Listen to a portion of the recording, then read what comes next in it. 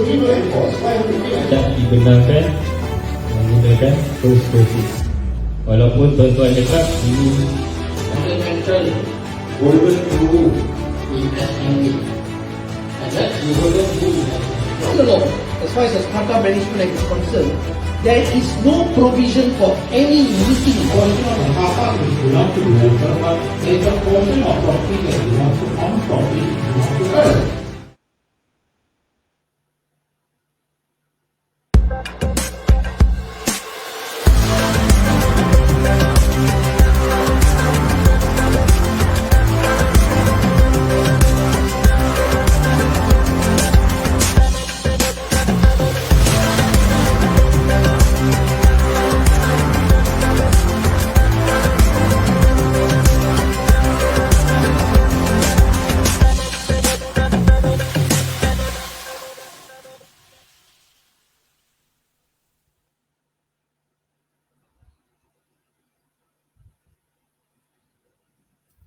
A very good afternoon, ladies and gentlemen.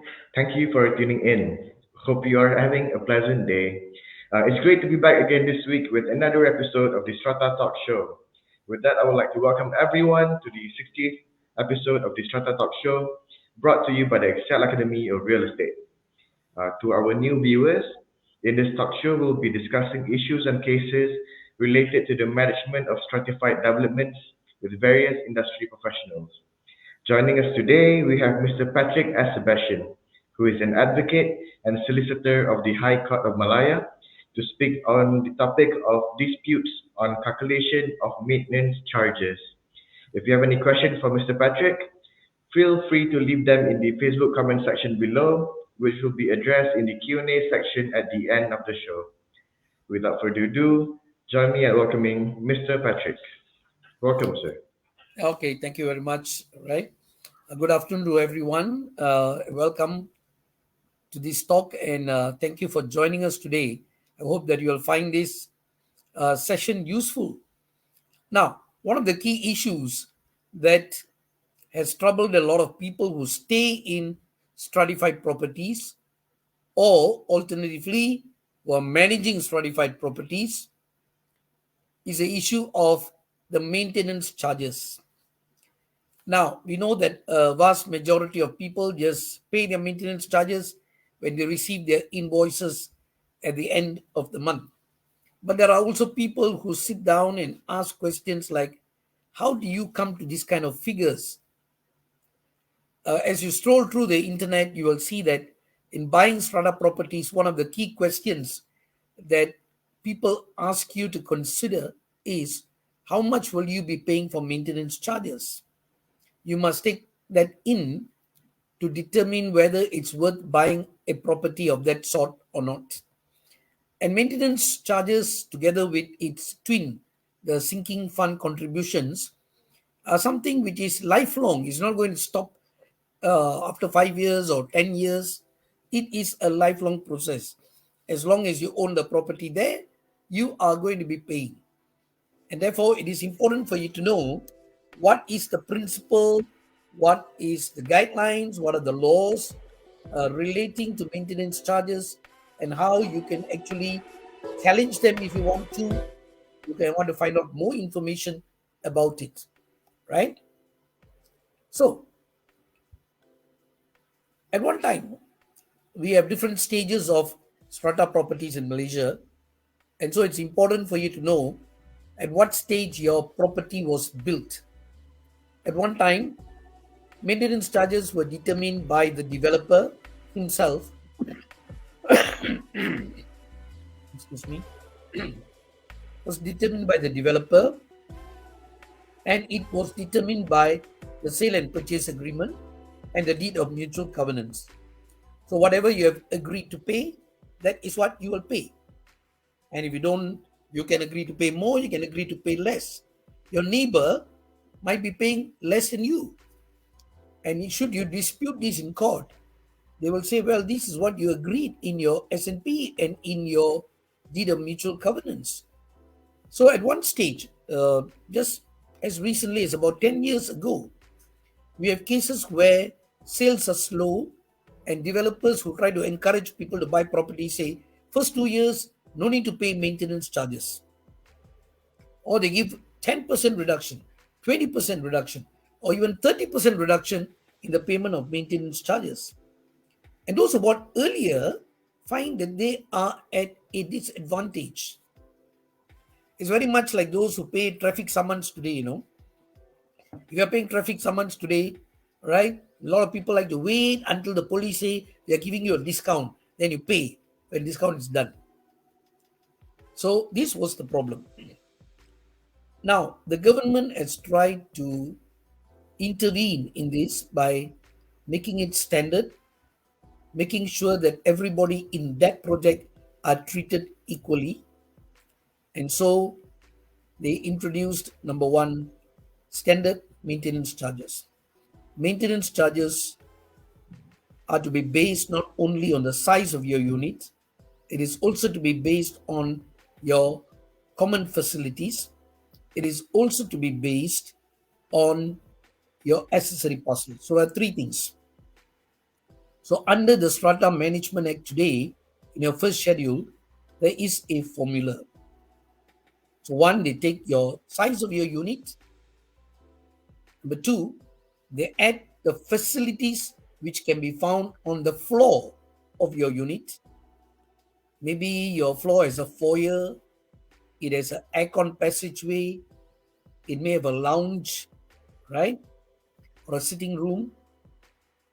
So they take that into it. There is an escalator, is there a lift to your floor? Then they also have to add what are the facilities in that building in which your parcel is located. And finally, they add your accessory parcels. So all in there are four. But they call it W1, W2, WF1, WF2, WF3, right? So weightage factor 1, weightage factor 2, weightage factor 3, they have that.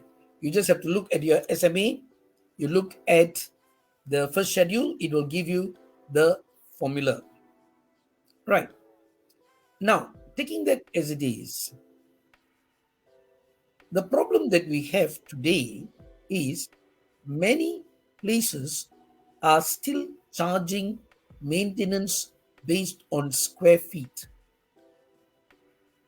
And we even have managements or developers, JMBs, and others who are insisting that there is actually no difference. They talk about what is called the net saleable area, and then they try to divide it. Now, this is not very correct. You see, for example, the first schedule provides a guideline.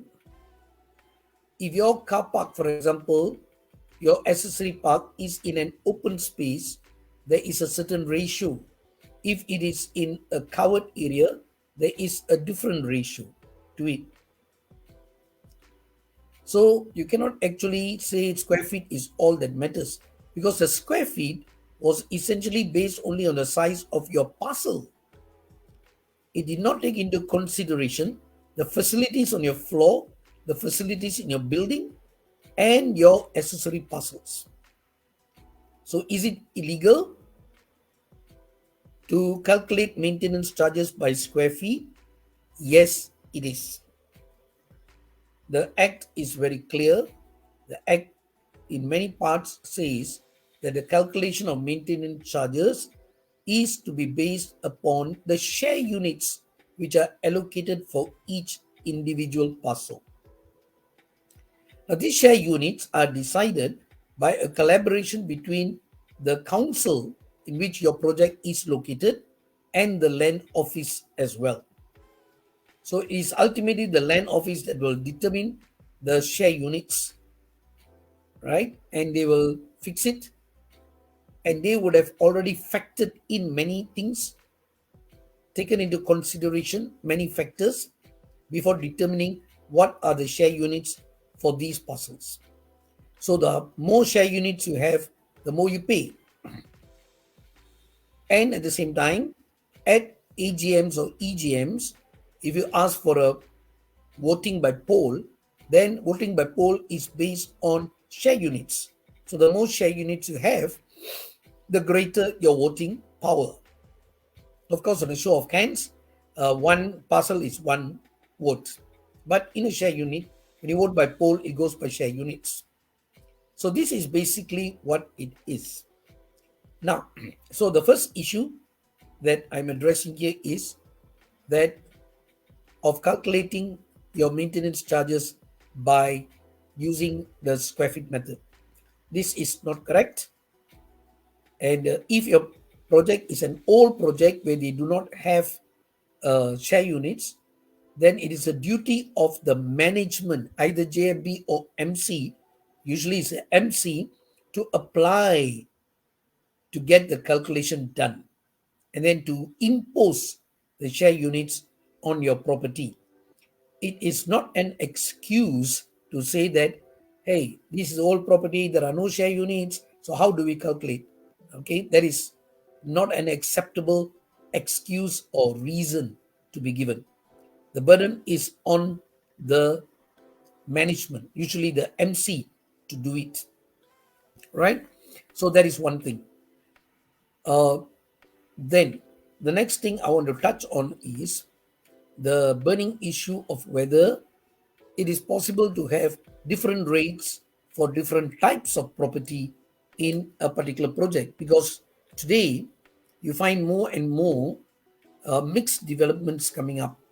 So you have a mall down there with several floors of car park, and then you have residential units.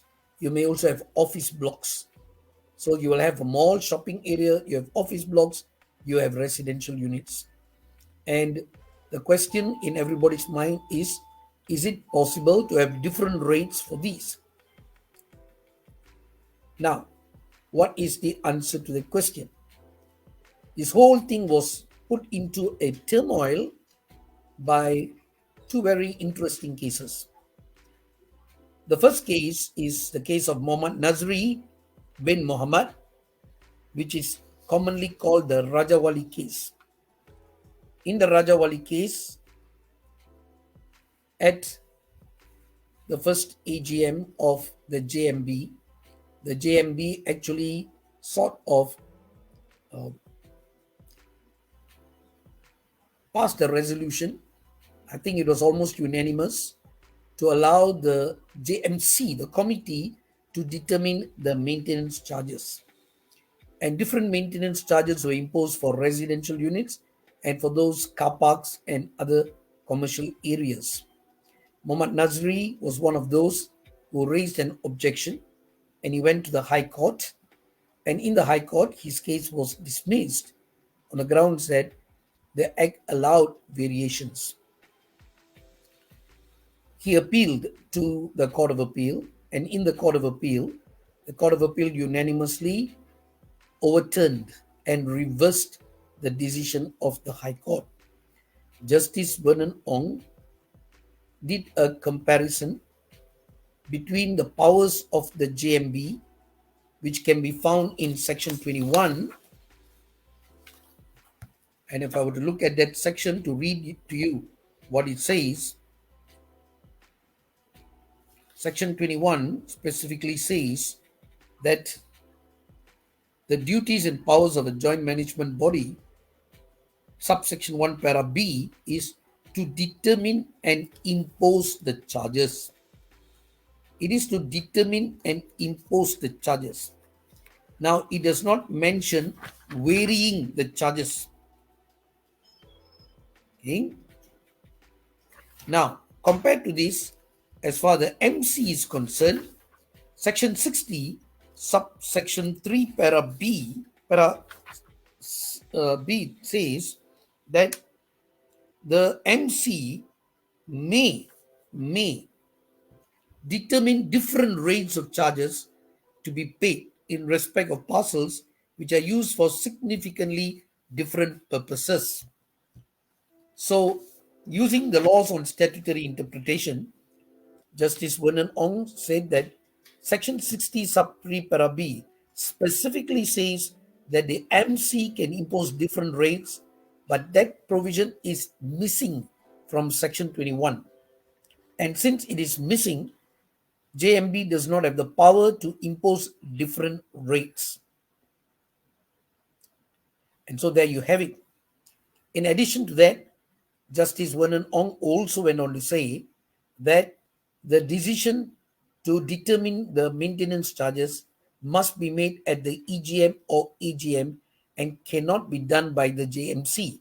The JMC, the committee, is only the executive arm, and therefore it does not have the power to make such kind of decisions. The JMB does not have the right to sort of delegate the responsibility to the JMC. Thirdly, Justice Vernon Ong also went on to say that the first schedule, which I mentioned earlier, already provides for several different factors to be taken into account. So if you were to look at, if you have your statute books and you look at the first schedule, if I may just briefly highlight to you what the first schedule mentions. The first schedule talks about the weightage factors first. And after speaking about the weightage factors, the first schedule goes on to talk about different types of buildings. It talks about different types of developments and how things are to be determined in such a situation. So you have in the first schedule a very interesting thing,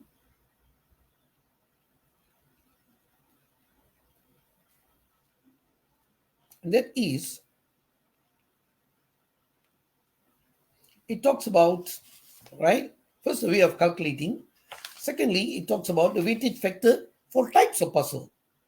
It mentions apartment, small office, home office, office institution, retail complex, hotel, medical centers, industrial complex, car park, which is whole floor, shop houses, shop apartments, shop offices, land parcels, right?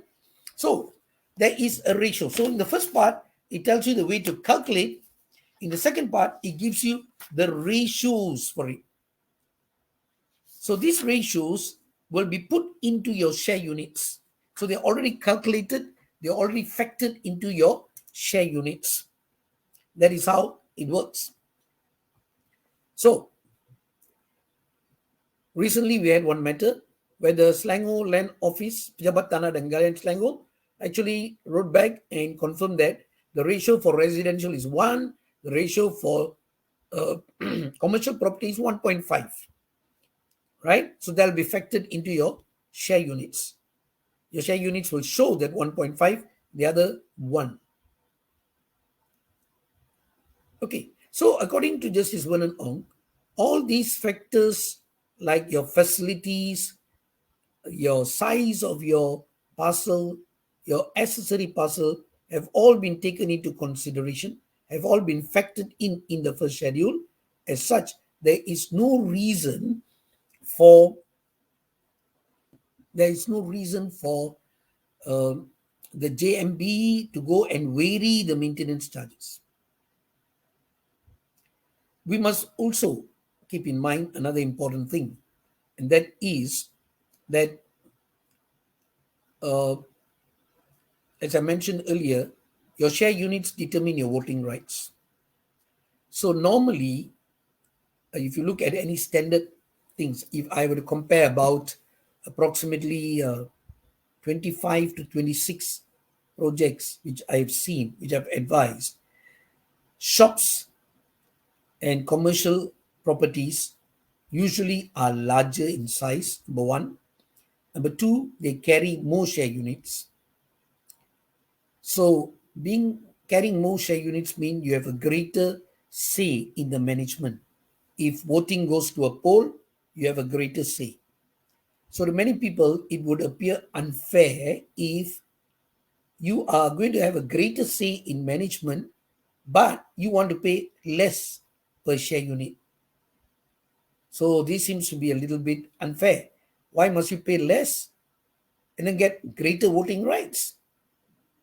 You see? So it doesn't balance in that sense.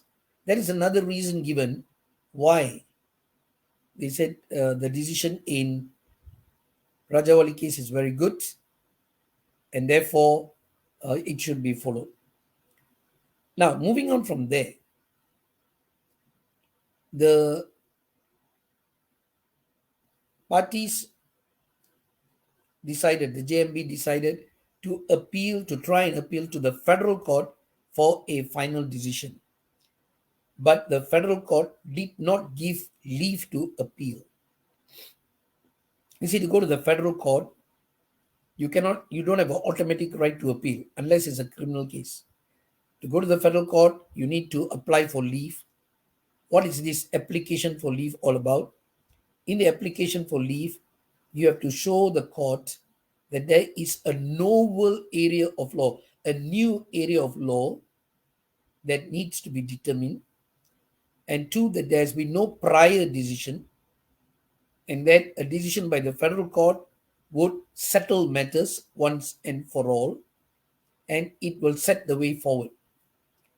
So, unfortunately, in the Rajawali case, the appellants were not able to satisfy the federal court of this, and therefore the federal court did not give leave. So, the decision of the Court of Appeal is final. Having said that, we must also remember in law there is a thing called the doctrine of stare decisis, or binding judicial precedent. It means that superior court decisions are binding on inferior courts. Now, to understand this, how it works, we have to see what is the ratio decidendi of the case. In other words, what is the deciding principle of the case. Now, the deciding principle of the case, as far as we can gather, is what Justice Vernonong said. The JMB, as opposed to the MC, does not have the power to determine different rates of charges for different types of property. That is the key factor that we are considering here. Number two, of course, that the JMB cannot delegate the responsibility to the JMC. But let's concentrate on the first one, that the JMB, as opposed to the MC, does not have the power to give different rates of charges. So if we take the ratio narrowly in that sense, the court has not decided anything as far as the MC is concerned. The decision in Rajawali only applies to the JMB.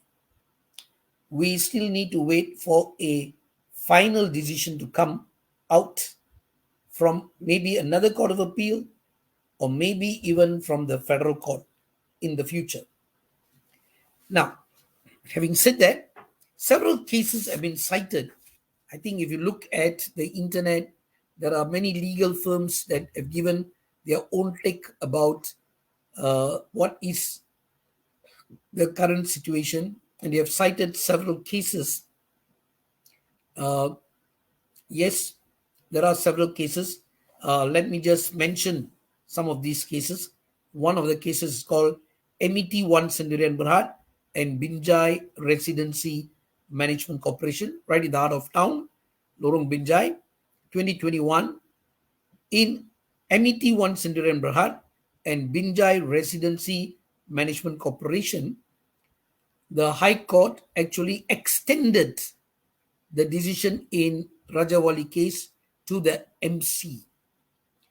According to the High Court, in MET1, AMITY, sorry, I don't have the slides for it, in MET1, the provisions in section 21 and 25, which apply to the JMB, are word for word almost exactly the same as section 59, section 52 and 59 for MC.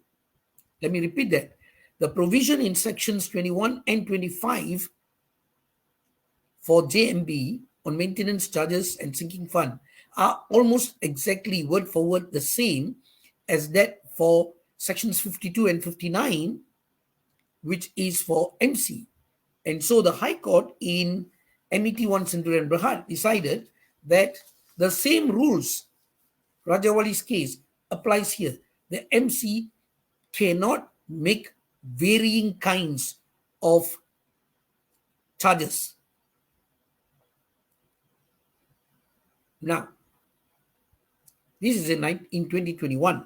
Then we have the case of Sodalite Sendirian Berhad, against One Mont Kiara and Kiara 2 Management Corporation.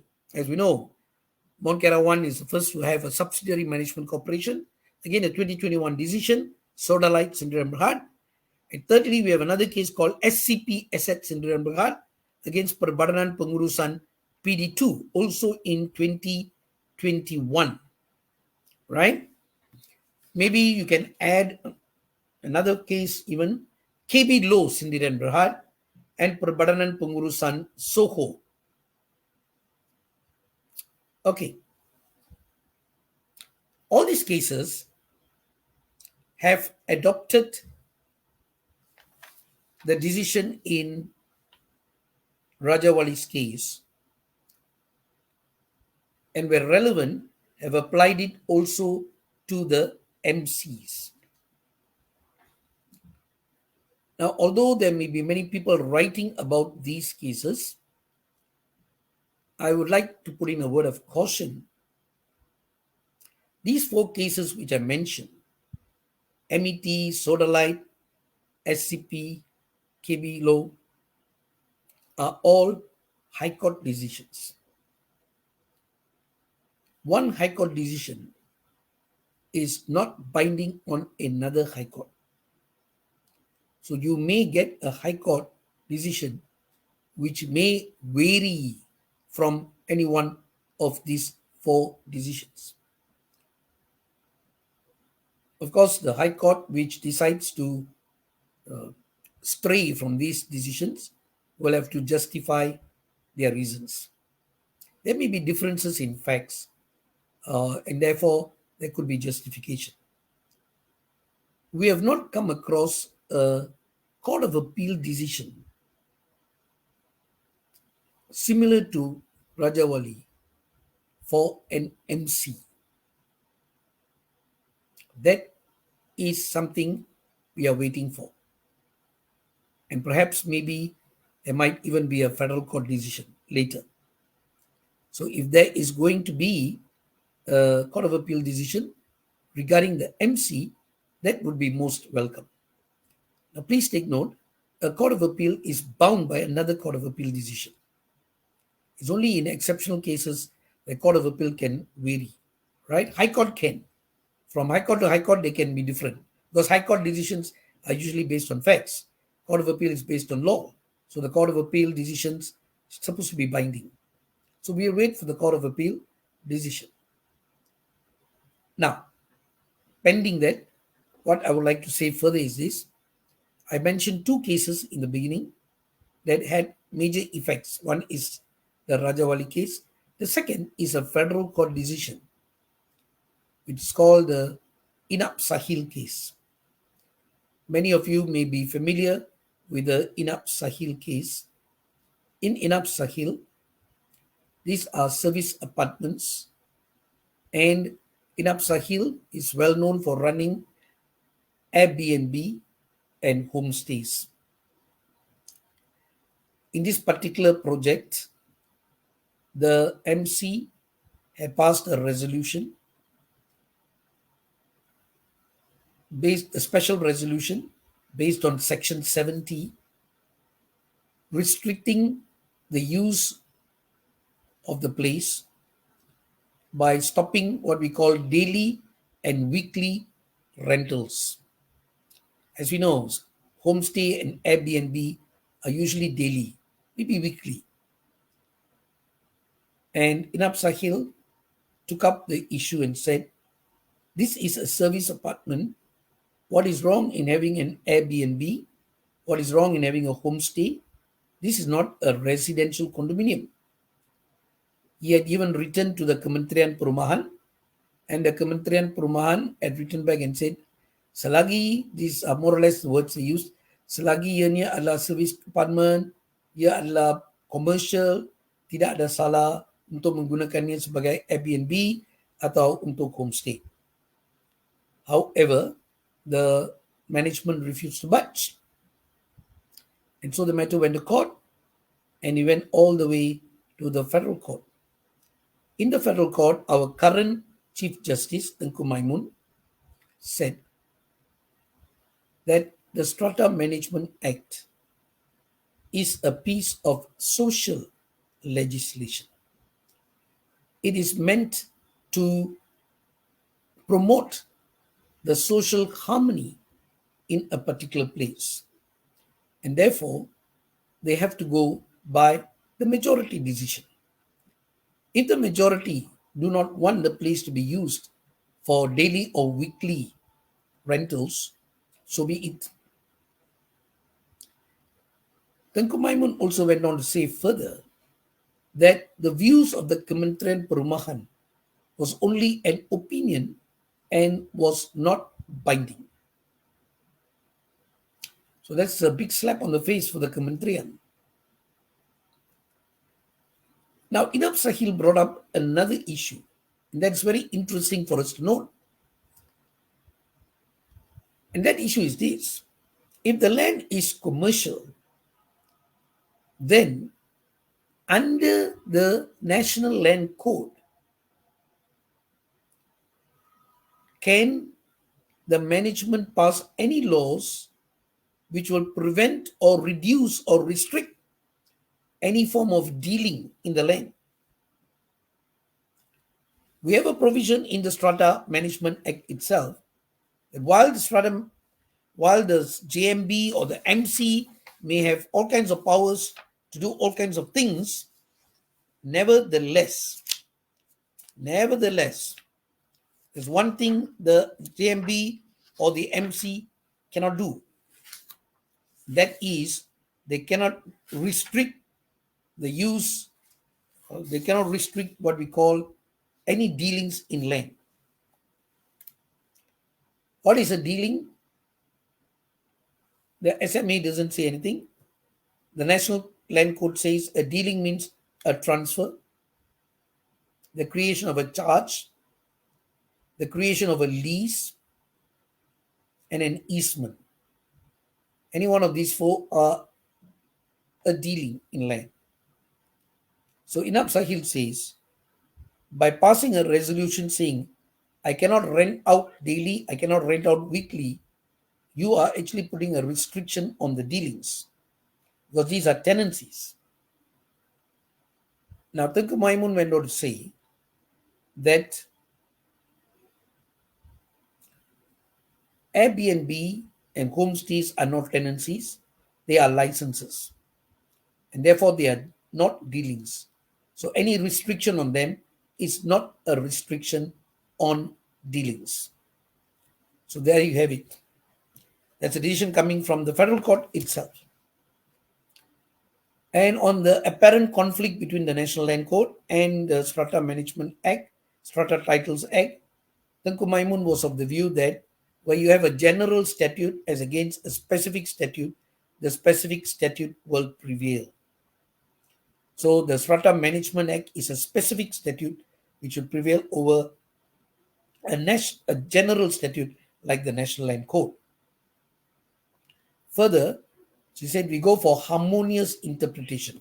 We try to harmonize the two statutes. If cannot, she prefers to give more priority to the Strata Titles Act and the Strata Management Act because they are social legislation. Now, articles have been written this year and last year on whether it is correct to call the SMA a social legislation.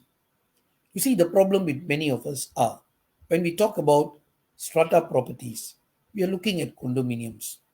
The first thing that comes to our head is a condominium. But we forget a mall can easily be a stratified property. A mall with all these small shoplets can easily be a stratified property. And there's nothing social about it. A purely commercial building with a mall and office suites is commercial. Nothing social about it. So we can go on and on. I mentioned this now from the first schedule. You may have hospitals, you may have shopping complex, retail places, factories. They can all come under strata properties. What is so social about it? To declare the SMA as social is too general and is like a blanket cover, which is not correct. You see, it's not correct. It may be applicable to a condominium, a residential area, but it certainly should not be applicable to mixed developments or even to purely commercial developments. You see, the reason I bring out about the social legislation is once you decide blanket is social legislation, you can rest assured the judges are going to say you cannot vary the maintenance charges. Now, what does section 60, subsection 3, para B say? It says the MC can impose different rates of charges for parcels provided they have significantly different purpose. Significantly different purpose. So in the past, people said, hey, that means my office, my shop is different from your residence, so we can have different. Looks like the high courts all don't agree with that. We have to wait for Court of Appeal. In fact, one well-known lawyer himself has mentioned that it looks like it's only when you convert, let's say from commercial to residential, or vice versa, residential to commercial, or a parcel to a common property, or common property to a parcel. It's only when you make those kind of changes that you can have different rates. So you'll find that my commercial property, which has now become a parcel, can have a different rate from other commercial properties. Or from my residential, which was formerly a commercial, can have different rates. So you can have it that way. That is how the particular advocate and solicitor explains his view about matters. So at this stage, it is all pure juncture. We do not know. We do not know yet what there is so far no case law on saying what is significantly different purpose. We still have to await the decision on that particular matter, right? More interestingly, finally, before I close, is gated and guarded communities. If you were to look at Schedule 1 for weightage factors, there is no weightage factors for gated and guarded communities. It just says there NA, not applicable. So weightage factor 1, 2, 3, all are not applicable to a gated and guarded community. So how is a gated and guarded community to be determined by the maintenance charges? We do not have a specific case on the point, and we do not have a specific provision in law for the point. All that we know is the Strata Management Act says it should be calculated by way of share units. So currently it's going to be calculated by way of share units. That is the way it is done at the moment. So there are many gray areas of the law where we need further disputes, further litigation to resolve it. But I would think, most importantly, rather than wait for the courts to decide, the government must revamp the Strata Management Act, especially on maintenance charges, and lay out in clear detail what is maintenance charges, what is going to be the principles for purely condominium, purely residential, as opposed to mixed development, as opposed to purely commercial, and as opposed to gated and guarded communities. We are still waiting for that kind of decision to come out, right? Okay, with that, I would just like to summarize by saying this. Keep in mind 5 factors. Number 1, only the MC can impose different rates. Neither the developer nor the JMB can do that. Keep that in mind. Number 2, Section 60, subsection 3, paragraph B, allows the MC to impose different rates provided the parcels are being used for significantly different purpose. Number 3, please refer to the first schedule, which gives you the different weightage factors. and the different kinds of buildings there will be. Number four, keep also in mind that if uh, if the share units have already taken into consideration the weightage factors given in the first schedule, then the MC cannot go and disturb that by having different rates. Let me repeat that. If the share units have already taken into consideration the weightage factors, then the MC cannot go and impose different rates because they've already calculated that, they've already factored that in. Next point is to have a different uh, rate. Is there anything unusual? Is there something which is outstanding? For example, there are some developments where the commercial mixed developments where commercial parcels are not allowed to use the facilities as compared to the residential parcels.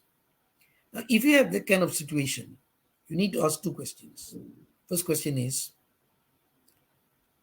that in your deed of mutual covenants that the residentials can use, the commercial cannot use?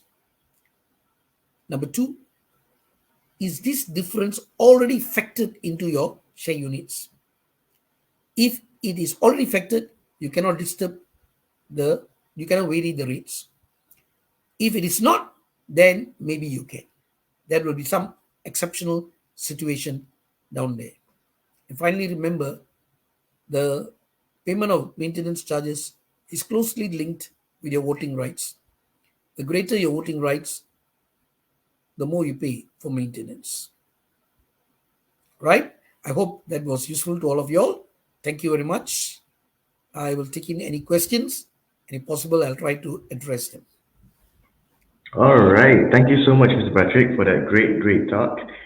We have now reached the Q&A segment where Mr. Patrick will hopefully clarify any questions you have on today's topic. Right. So we have a few questions for you, Mr. Patrick. The first will be from Go Ike Liang. Can a MC vary the rate of maintenance charges or apply different weightage factor for Airbnb units operating in residential complex? The master title is commercial title. Right. Okay. The problem now is this. Airbnb units are just units which you use as Airbnb, but generally they will be regarded as commercial units, or maybe they are in a residential unit. So they tend to follow the standard factor for maintenance, right? So that's the way I see it. The way I see it is you cannot apply different weightage factor because unless you're going to permanently change that residential unit, is it? I need to know. You say it is in a residential complex, but is that unit a residential unit which you're now converting into a commercial unit?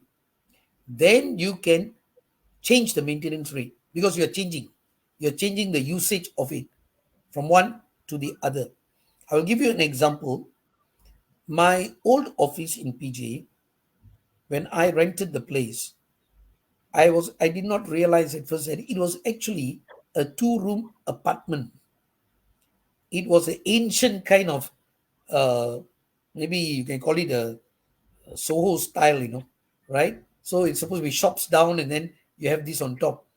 And I was not aware. And for a long time, we were actually paying a lot of all the people that were paying their utilities residential rates. Nobody, there were people staying in the higher floors, but in the lower floors, it was all used as offices. There were at least 10 legal firms in that place. So what happened ultimately? TNB comes around. TNB comes and changes all the meter and says, hey, we're going to impose all commercial rates because all these are offices. You're not staying there. Now, Right. if you have that kind of situation, then of course they can apply different weightage factors. Right. Super. Thank you, sir. Next will be a question from Miza D. What is the interest rate for late payments under the Strata Management Act? Okay, the statute allows the MC or the JMB to determine the interest, but it cannot exceed 10%. So there is a rate that is fixed, right? So we can see that because in the act, just to let you know, okay, so it says, if you look at section 21 itself, what are the duties of the JMB? Okay, so they are required to pass the various rules and then impose the penalties that are to be given, and the persons, every owner is required to pay it. Okay, section 25 says each purchaser shall pay the charges, etc. So they are to pay this amount. And subsection 6, 25 subsection 6 says if any sums remains unpaid, right, the joint management body may recover the sum. The parcel owner shall pay interest at the rate to be determined by the joint management body, but not to exceed 10% per annum. So the rate is to be determined by the JMB, but cannot exceed 10%. Right. But to add to the question, sir, is there any guidelines where the JMB decides within that 10%? Or is it just totally up to them? No, there's no guidelines. They decide how much the penalty is going to be, right? Mm. Um, in fact, I recently had a matter in the tribunal, and we came to a settlement. So they tried to reduce the amount. So I told them, as far as the maintenance charge is concerned, sinking fund, you cannot reduce. It's not fair to the other owners. When it comes to penalties, yes, we can. We can reduce the penalties to a certain amount, and then you pay that amount. That can be done, right? So the only thing mentioned in the act is the The ceiling, maximum, the yeah, ceiling maximum limit. of Yeah, 10%. I see. All right. Thank you, sir. Moving on, we have a question from Nur Atun. Can GMB increase maintenance charges? Oh, Yes, I think you just, okay, carry on. it can be increased, but let me put it this way: there has to be justification. So, at an AGM, usually at every AGM, they might decide to increase a certain rate. But I can assure you from the cases I've done, in order to raise it, number one, audited accounts must be presented, showing that there is a deficit or insufficient amounts. Number two, right, there must be a budget in place. So the budget will tell you what they want to do and where is the shortfall. Okay. Number three, they must show, the management must show what actions they have taken against defaulters, right? Defaulters. And number four, if it is a temporary problem, it could be a temporary, like what happened during the MCO, people are jobless, they can't pay. Then instead of raising the maintenance charges on a permanent basis, there's a law which provides that any shortfall between income and expenditure has to be met by all the owners according to their share units. So you can maintain the same maintenance rates, meet the shortfall for that year by asking everybody to top up the amount, and the next year, hopefully, you don't have to go and increase it again. It's not a rule every time you have a shortfall, you have to increase. The shortfall could be temporary and could Right. be dealt with by top up rather than permanent increase. But the JMB must do it. If JMC cannot increase, only the JMB can do it. There must be a resolution to that effect. All right. Thank you, sir. Next, we have a question from Shikin Sharul. What actions can be taken against homeowners who fail or refuse to pay their maintenance fee? All right. So the first is, of course, there are two steps you can take. One is you can actually attach their assets, right? So you can attach the assets. So let's say the owner is staying there. You can actually give sufficient notice and procedures with the COB's consent. You can attach. That is, after giving notice, you just go into their house, you take whatever movable items are there. Television, radio, you can just take any of those items. You can take them to offset whatever is due. If there are tenants staying there, you can actually issue an order to the tenants asking them to pay the rental to the management, and it will be offset against the rental due to the landlord, offset against the amount owing by the landlord. That can also be done. Third is, of course, to bring an action in the tribunal, right? Strata Management Tribunal. Now, as far as attachment is concerned, I want to say this. At one time, the law was such you can only attach things within the parcel. Then the law extended and extended. Today, unknown to a lot of people, the management can attach any movable asset anywhere within the state. So, assuming this owner is renting out his unit and he's in Selangor and he's got other units being rented out, you can actually go and attach units in all the units throughout Selangor. So the guy has got a car somewhere, he got a house, he got a house somewhere, you can go and attach his assets, provided it is his assets. If it's his asset, you attach it. You can attach. Or you bring an action in the tribunal. Right? Mm, great. Super. Next, we have a question from Kimberly Hong. Can GMB reduce the maintenance or sinking fund if they have Million. more than million kept in their account? Yeah. Yes, they can. They can. I suppose they can do it. They can pass a resolution to that effect because the law allows them to determine the maintenance charges so they can reduce it if they want to. And one fact is this: the JMB's job is not to save money. While you will save money for a rainy day, right? The duty, if you look at the third schedules, the duty of the JMB or the MC, a very interesting duty, is to maintain the place. And contrary to many people think, it is the duty of the MC and the JMB to actually, let me read to you what exactly it says, to maintain in a state of good and serviceable repair, and where necessary, renew or upgrade all the facilities. It says here, establish and maintain suitable lawns and gardens where applicable, up, down, and all that. But very important, in this part, I like to read one subparagraph 3. Functions of the MC is in the schedule.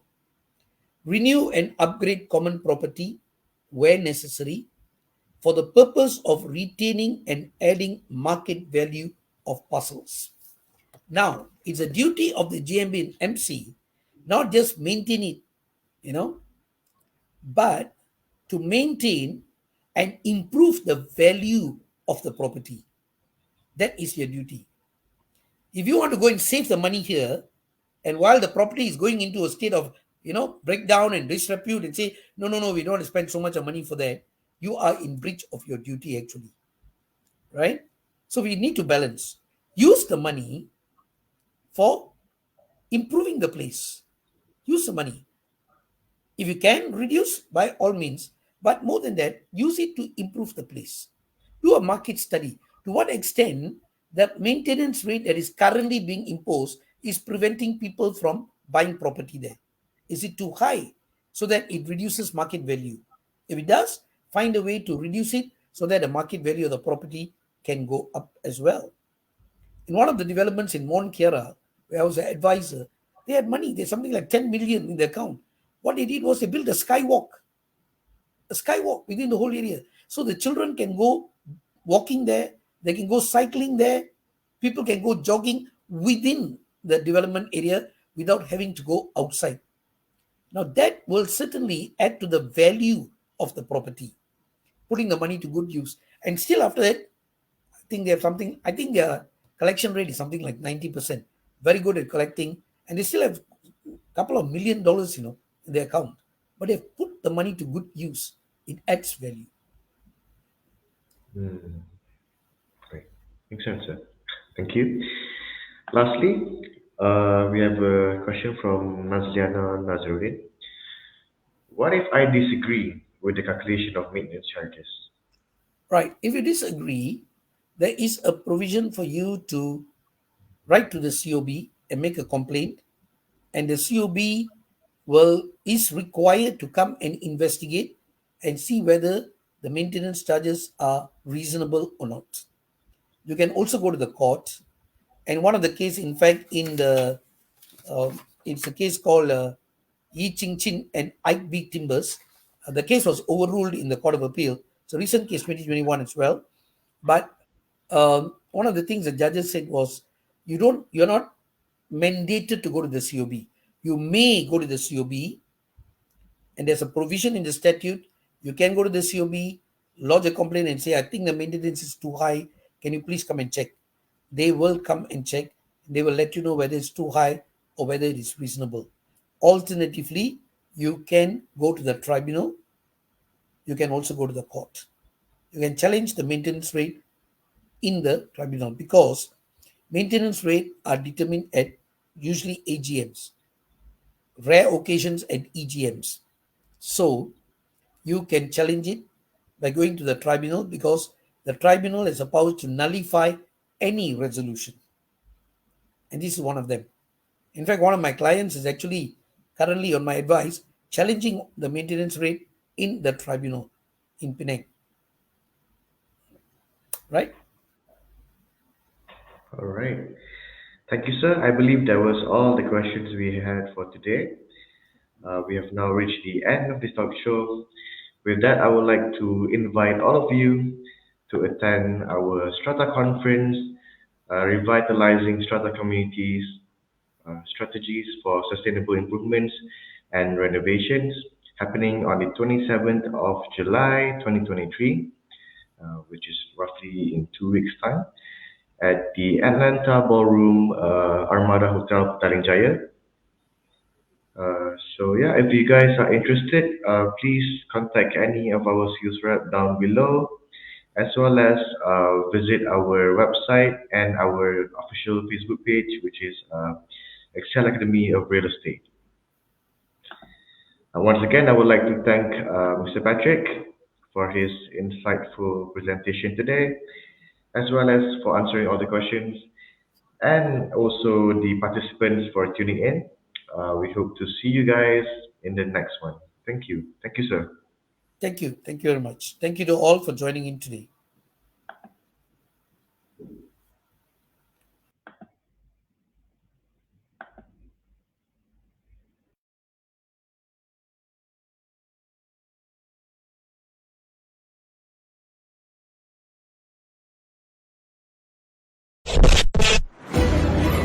Sorry guys, I don't know siapa. It's like it's already like what's that? Is that such a thing? So we will enforce 500 million. Tidak dibenarkan menggunakan first basis. Walaupun tuan-tuan cakap ini fundamental golden rule in SME. And that's the golden rule. In the law, as far as the Strata Management Act is concerned, there is no provision for any meeting. Portion of the car park which belong to developer, but there is a portion of property that belongs to on property belongs to us.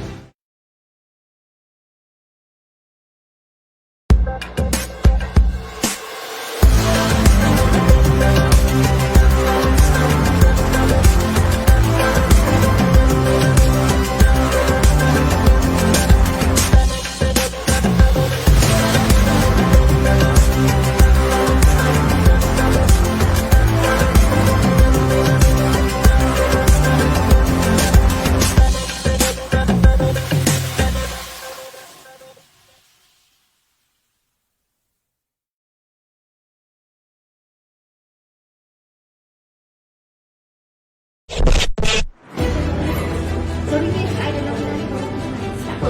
It's like it's already like what's that? Is that such a thing? So we will enforce 500 million. Tidak dibenarkan menggunakan first basis. Walaupun tuan-tuan cakap ini fundamental golden rule in SME. And that's the golden rule. In the law, as far as the Strata Management Act is concerned, there is no provision for any meeting. Portion of the car park which belongs to developer, but there is a portion of property that belongs to common property